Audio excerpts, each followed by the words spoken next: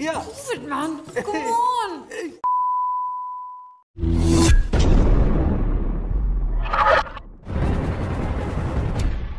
Hello guys, welcome back to my channel Trending Gallery 5. Kali ini kita akan rangkum alur film India berbahasa Tamil dengan judul Nanban. Film yang dirilis tahun 2012 ini disutradarai oleh Shankar dan dibintangi oleh Joseph Vijay dan Ileana De Cruz. Nanban berkisah tentang seorang mahasiswa yang super jenius. Seperti apakah keseruan dari film ini? Penasaran? Nah guys, makanya simak rangkuman alur film ini tanpa skip biar ketemu magisnya film ini. Oke, tanpa banyak basa-basi, kita langsung ke TKP.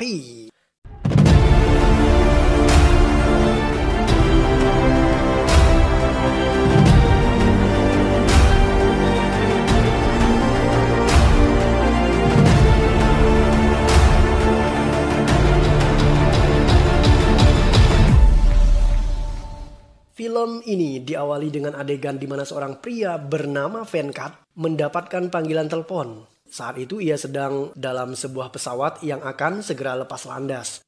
Venkat berniat turun, tetapi tentu saja ia tidak bisa menghentikan pesawat. Ia kemudian berpura-pura terkena serangan jantung. Alhasil pesawat yang baru saja berangkat terpaksa kembali mendarat di bandara. Venkat mendapatkan panggilan telepon dari seseorang. Ia kemudian menghubungi sahabat karibnya yang bernama Senthil. Venkat mengatakan bahwa sahabat lama mereka yang bernama Pari ada di kota Chennai. Makanya ia membatalkan penerbangan hanya untuk bertemu dengan Pari. Tidak hanya Venkat, Senthil juga sangat antusias untuk bertemu Pari. Saking semangatnya, ia bahkan tidak mandi dan lupa pakai celana panjang ketika dijemput oleh Venkat. Mereka kemudian mendatangi sebuah bangunan yang menyerupai mercusuar. Tempat itu dulunya merupakan tempat favorit mereka ketika masih duduk di bangku kuliah. Di tempat itu ternyata tidak ada Pari. Yang ada hanyalah seorang pria yang sibuk memamerkan istrinya yang cantik, bungalow-nya yang mewah, dan Lamborghini-nya yang keren. Pria ini bernama Sri Vatsam. Dan dialah yang menelpon Venkat agar datang ke tempat itu. Sri Vatsam ternyata dulunya pernah satu kampus dan diremehkan oleh Venkat dan teman-temannya. Ia sekarang berhasil membuktikan bahwa dirinya lebih sukses dari mereka. Sri Vatsam memberitahu Venkat bahwa Pari sedang berada di sebuah kota yang bernama Uti. Tetapi ia tidak tahu persis di mana rumahnya. Mereka bertiga kemudian bergegas untuk mencari Pari.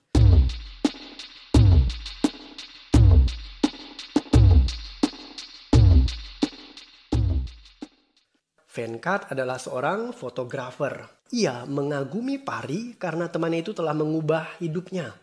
Ingatan Venkat kemudian melayang di masa lalu, tepatnya 10 tahun silam, ketika ia pertama kali menginjakkan kaki di bangku kuliah. Venkat mengambil kuliah jurusan teknik mesin. Ia satu asrama dan sekamar dengan Senthil dan Pari. Malam itu di asrama mereka dipelonco oleh mahasiswa senior dan diminta agar membuka baju dan celana. Hari itu Pari justru terlambat tiba di asrama. Saat ditanya oleh para senior siapa namanya dan kenapa ia datang terlambat, Pari hanya terdiam. Ia juga tidak mau menuruti kata-kata seniornya untuk membuka baju dan celana. Pari kemudian bergegas masuk ke kamar dan mengunci pintu. Senior Pari yang bernama Anan mengancam akan kencing di depan pintu kamar jika Pari tidak mau keluar. Karena itulah Pari menyiapkan jebakan untuk mengerjai Anan. Ia memanfaatkan sendok, kabel, dan listrik kemudian meletakkannya di depan pintu. Ketika Anan kencing, burung Anan justru tersengat listrik.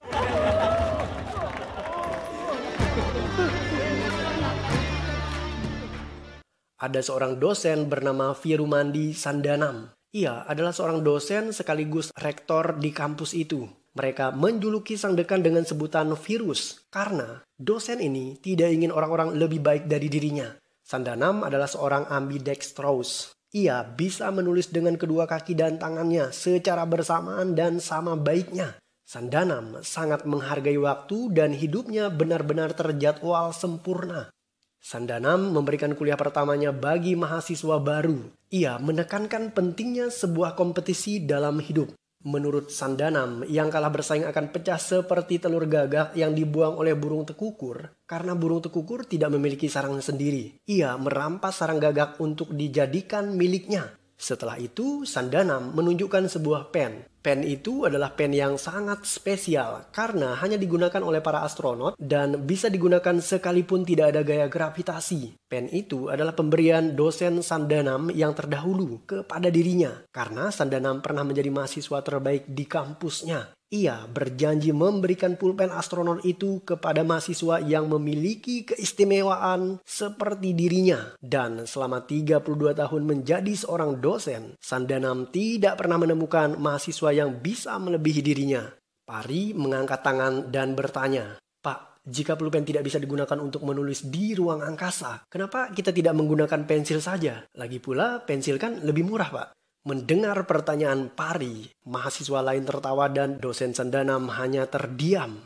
Setelah itu, kelas akhirnya dibubarkan. Hey, millimeter. Oh, meter எவ்வளோ? Ada seorang remaja bernama Manimaran. Ia bertubuh pendek. Ia tidak sekolah dan memilih bekerja untuk menyambung hidupnya. Pari kemudian memberikan uang kepada Manimaran agar ia bisa melanjutkan sekolahnya. அவனும் அழட்டிக்காம போய் second year third year கிளாஸ்ல போய் உட்காந்துக்குவான். Pari sangat cerdas. Dalam sebuah perkuliahan, ia menunjukkan kecerdasannya itu saat diminta dosen untuk mendefinisikan tentang mesin. Pari lebih suka menyederhanakan sesuatu secara lebih pragmatis ketimbang teoritis.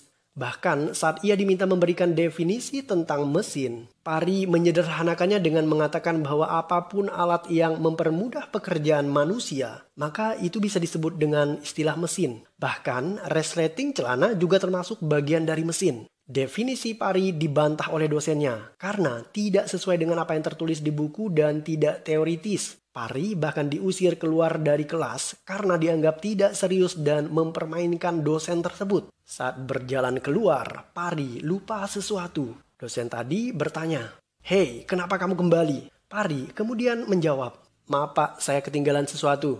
"Apanya yang ketinggalan?"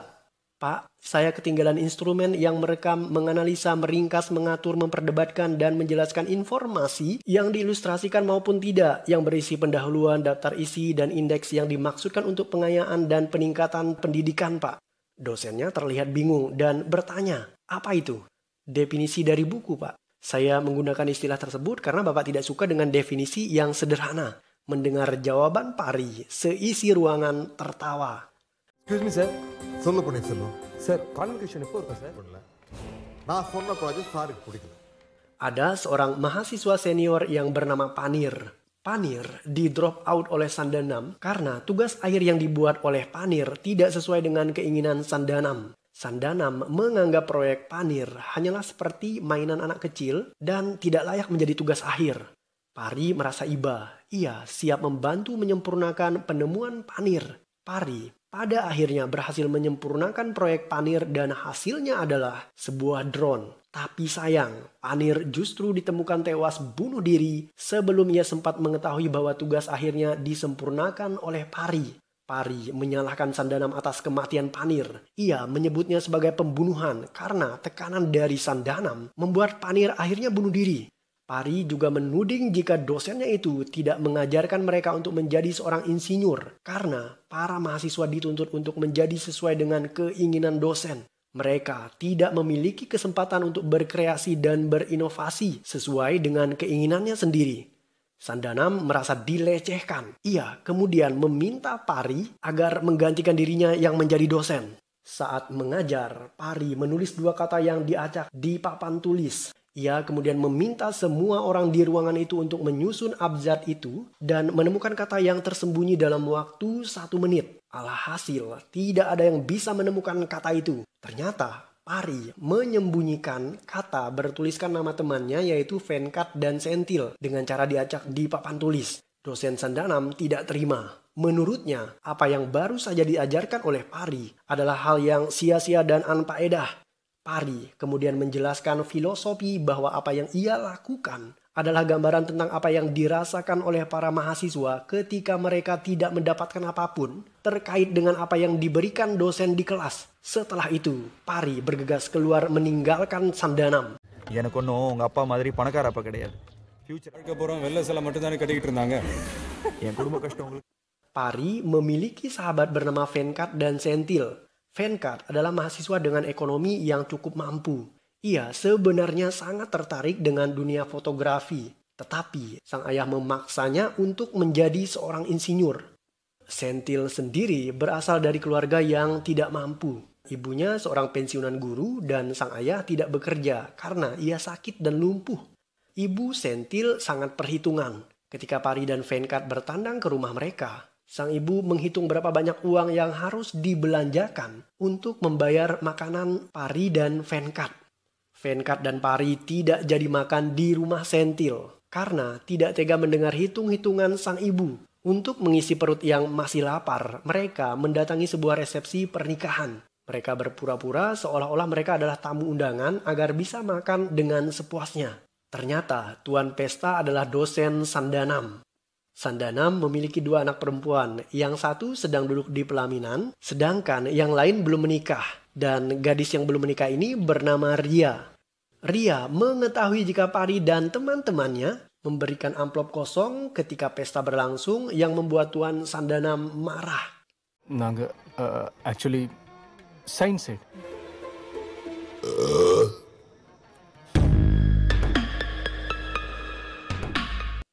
Sri Patsam adalah mahasiswa yang tumbuh besar di luar negeri. Ia tidak terlalu fasih berbahasa Tamil. Sekalipun demikian, Sri Patsam sangat pintar dan paling jago menghafal di kelas. Daya ingatnya kuat tetapi otaknya licik. Ketika ujian semester, Sri Patsam membagikan majalah Playboy kepada para mahasiswa lain di asrama itu agar mereka tidak konsentrasi belajar. Dengan demikian, Sri Patsam bisa menjadi yang terbaik. Karena itulah Pari berniat mengerjai Sri Patsam. Suatu hari, seorang dosen meminta Sri Patsam untuk mewakili para mahasiswa agar menyampaikan kata sambutan dalam acara Hari Guru. Ia menghafal apa yang ditulis oleh seorang dosen kepadanya. Pari dan teman-temannya mengubah kata-kata itu tanpa sepengetahuan sang dosen. Pari menggantikan beberapa kata, diantaranya kata pendidikan diganti menjadi seks dan kata mengajar diganti menjadi memperkosa. Kebetulan kata-kata itu agak mirip dalam bahasa Tamil. Acara itu dihadiri oleh seluruh mahasiswa, rektor, dan bahkan menteri pendidikan. Ketika menyampaikan kata sambutan, Sri Patsam mengucapkan kalimat seperti ini.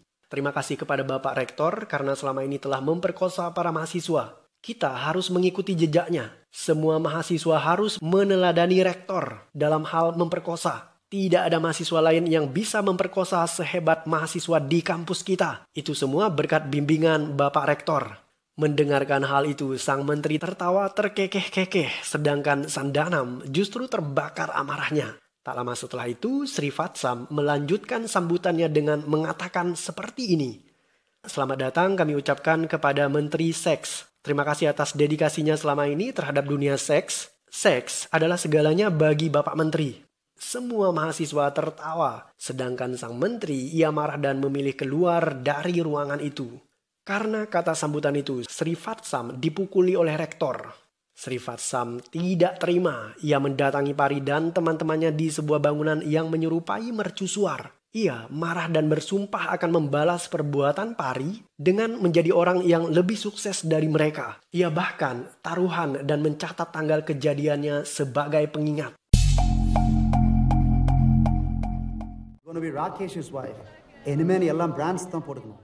Ria dibelikan jam tangan bermerek oleh tunangannya yang bernama Rakesh. Rakesh memang pria penyuka barang branded dan mewah. Kebetulan Pari ada di tempat itu dan Ria mengenali dirinya. Ria mendatangi dan memarahi Pari.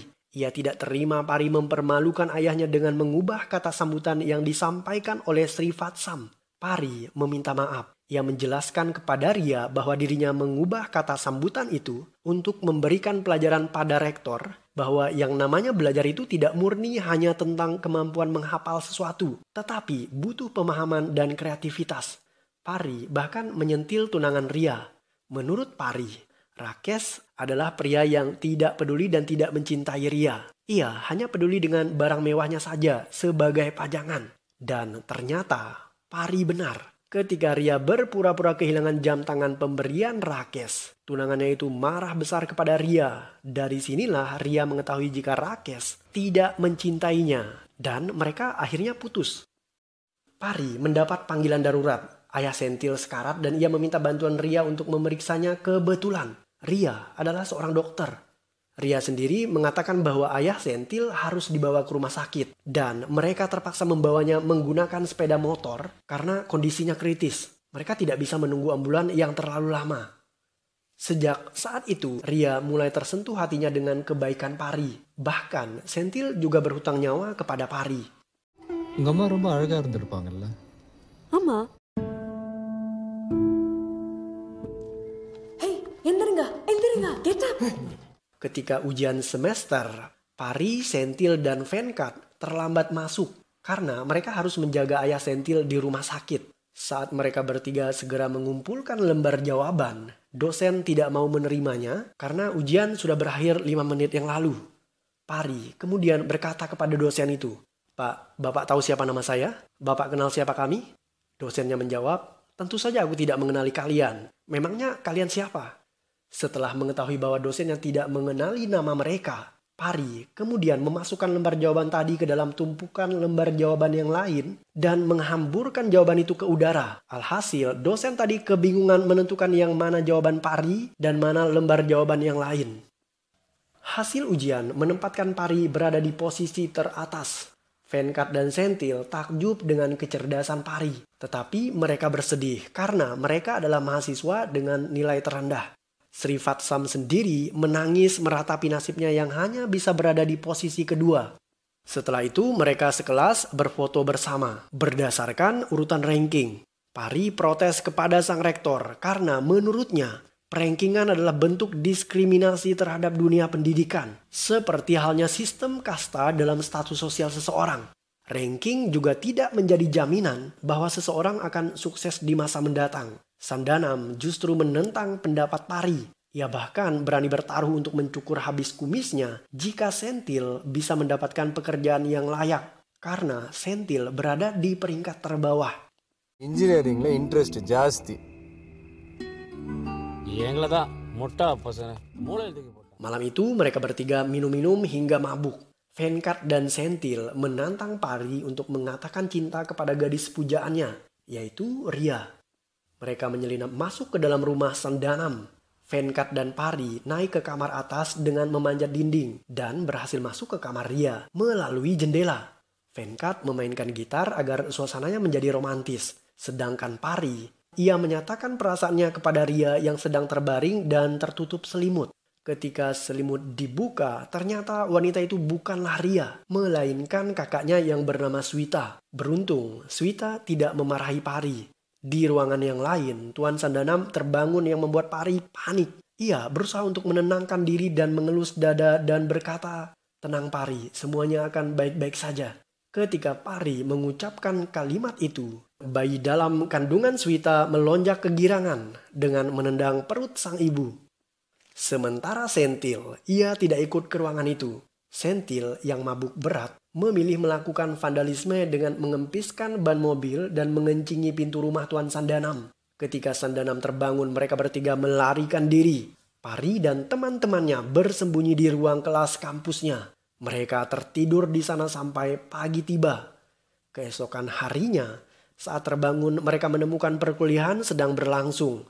Senthil bahkan terbangun dalam keadaan masih pusing akibat mabuk. Karena itulah Senthil dipanggil ke ruangan Sandanam. Ia diminta oleh Sandanam agar mengetikkan sebuah surat yang isinya adalah surat pemberhentian dirinya dari kampus itu. Senthil merayu meminta pengampunan, tetapi Sandanam tetap bersikeras. Ia hanya mau mengampuni Senthil jika Senthil bersedia memfitnah Pari sebagai pelaku vandalisme di rumahnya. Senthil berhutang nyawa kepada Pari. Ia tidak mau memfitnah temannya itu. Karena tekanan berat yang dihadapi, Senthil akhirnya memilih untuk bunuh diri. Senthil tidak mati. Ia hanya mengalami koma dan sekarat. Selama di rumah sakit, Pari selalu menyemangati Senthil yang membuat Senthil pada akhirnya sembuh.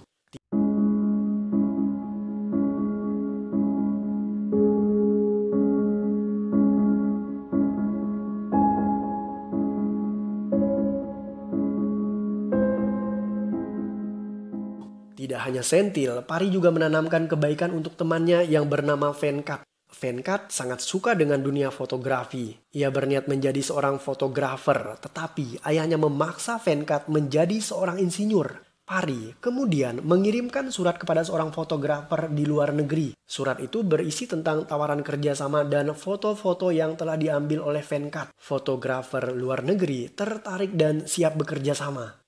Saat mengutarakan niatnya itu pada sang ayah Venkat marah besar. Venkat berusaha untuk merayunya dan pada akhirnya sang ayah merestui profesi pilihan anaknya. Apa? Setelah sembuh, Sentil diwawancarai oleh pihak perusahaan yang bekerja sama dengan kampus. Mereka tersentuh dengan kejujuran Sentil saat ia mengutarakan mengapa ia menjadi mahasiswa dengan nilai terendah. Sentil mengakui bahwa ia sangat tertekan dan hidup dalam ketakutan ketika harus bersaing ketat dengan para mahasiswa lain. Karena kejujuran dan keterbukaannya, Sentil diterima sebagai karyawan di perusahaan itu. Setelah Sentil mendapatkan pekerjaan, pembantu Sandanam terpaksa mencukur habis kumis majikannya sesuai dengan taruhan yang pernah ia buat. Sandanam terpancing amarahnya. Ia berjanji akan menjatuhkan Sentil di ujian akhir dan janjinya itu didengar oleh anaknya Ria. Malam itu Ria mabuk. Ia masuk ke asrama Pari dan memberikan kunci kantor sang ayah kepada Pari. Ria meminta Pari agar membantu Sentil supaya ia lulus ujian akhir. Tidak hanya itu, Ria juga meminta Pari agar menikahi dirinya. Pari kemudian mengatakan bahwa mereka tidak bisa menikah. Tetapi Pari tidak menjelaskan alasannya. Pari dan Venkat memasuki kantor Sandanam untuk mengambil soal ujian Sentil. Mereka mencari kemana-mana tetapi tidak ketemu. Pari memilih menelpon Ria menggunakan telepon kantor dan sang ayah melihat panggilan itu. Ia bergegas menyusul Pari, tetapi Pari dan Venkat sudah tidak ada di sana.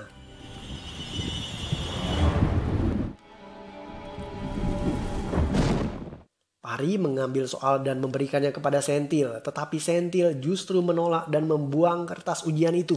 Ia ingin lulus dengan cara yang jujur. Sandanam menyusul ke asrama dan menemukan kertas yang dibuang oleh Sentil. Ia menuduh Pari sebagai pelakunya, kemudian memukulinya. Sandanam mendatangi Ria. Ia juga marah terhadap anaknya itu. Ria mengakui bahwa ia memberikan kunci itu kepada Pari karena Ria tidak menyukai sikap sang ayah yang selalu menekan orang-orang. Ria bahkan membongkar bahwa ibunya bunuh diri karena tekanan yang diberikan sang ayah. Setelah itu, Ria lari meninggalkan rumah.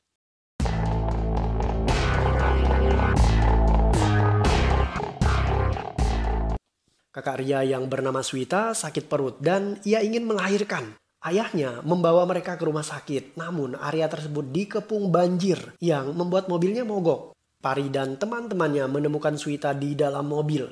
Karena situasinya darurat dan Swita ingin segera melahirkan, mereka terpaksa membawa Swita ke dalam kampus. Pari kemudian menelpon Ria dan gadis itu memberikan instruksi melalui video call. Ria meminta Swita agar terus mendorong agar bayinya bisa keluar. Tetapi Swita justru pingsan karena kelelahan.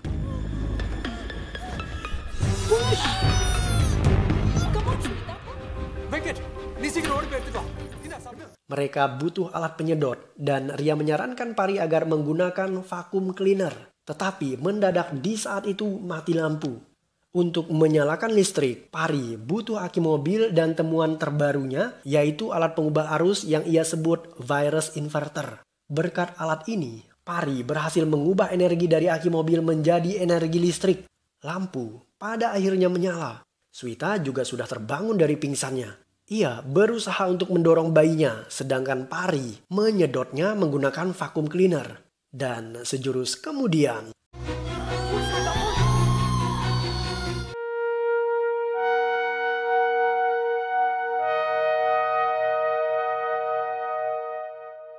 bayi berhasil ditarik keluar dan semua orang terlihat lega. Tetapi ada satu hal yang aneh, bayinya tidak menangis. Ria memberikan instruksi dan Pari melakukan arahannya. Pari menepuk-nepuk punggung bayi perlahan dan meniup mulutnya. Tetapi tetap saja sang bayi tidak bergerak. Swita menangis histeris dan Sentil berusaha untuk menenangkannya dengan mengatakan, Tenang Swita, semuanya akan baik-baik saja. Ketika Sentil mengucapkan kalimat itu, kaki sang bayi bergerak. Bayi Swita akhirnya menangis.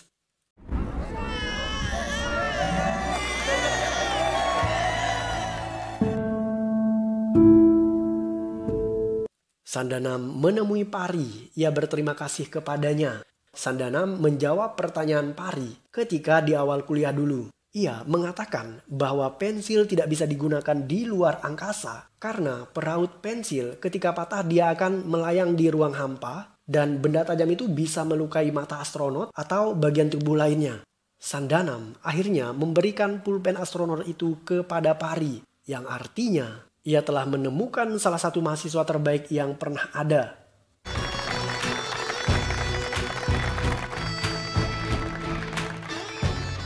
Setelah acara wisuda selesai, Pari meninggalkan teman-temannya tanpa pamit. Venkat, Sentil, dan Srivatsam berusaha untuk menemukan alamat Pari di wilayah Uti dengan bertanya kepada warga sekitar. Mereka akhirnya tiba di sebuah rumah yang sangat mewah dan megah.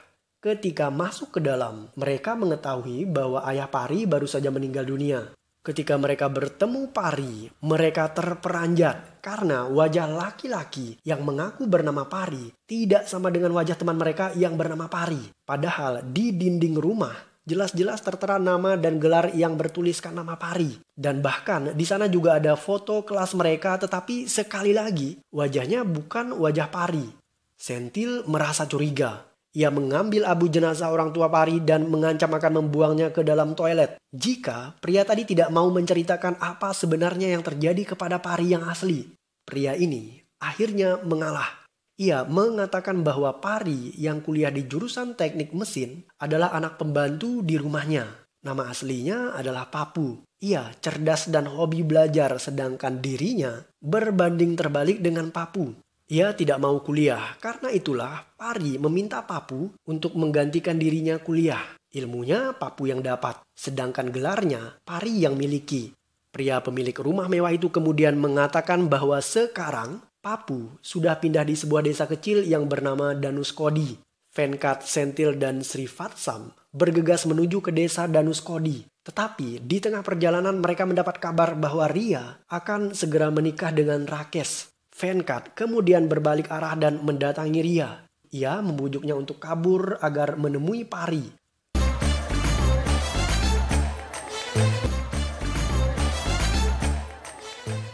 Dalam usahanya untuk menemukan Pari, Venkat mendatangi desa Danuskodi. Konon mereka mendapatkan info dari warga bahwa Pari mengajar di sebuah sekolah yang ada di desa itu. Saat masuk ke dalam, mereka menyaksikan sebuah sekolah yang dipenuhi dengan beberapa mesin hasil kreasi seseorang. Venkat dan teman-temannya bertemu dengan Manimaran, dan ia tidak sependek dulu lagi. Manimaran membawa Ria, Venkat, dan Sentil menemui Pari di tepi pantai. Saat pertama kali bertemu dengan Pari setelah terpisah selama 10 tahun, Ria justru menampar Pari, begitu juga dengan teman-teman yang lain. Mereka marah karena Pari pergi tanpa kabar dan berita. Srivatsam juga muncul di sana. Ia meminta Pari untuk menandatangani dokumen yang isinya menyatakan bahwa Pari kalah taruhan karena Srivatsam lebih unggul dan lebih sukses dari dirinya. Srivatsam bahkan merampas pulpen astronot milik Pari karena ia menganggap Pari tidak layak untuk memiliki benda itu. Ketika Srivatsam beranjak pergi, Pari menelponnya dan ternyata Pari adalah seorang ilmuwan internasional asal India yang menjalin kerjasama dengan perusahaan di mana Srivatsam bekerja. Ilmuwan itu bernama Kosaksi Vasupugas alias Papu. Srivatsam terperanjat. Kali ini ia mendadak baik kepada Pari dan menganggap apa yang baru saja terjadi hanyalah sebuah gurauan semata. Dan film pun berakhir.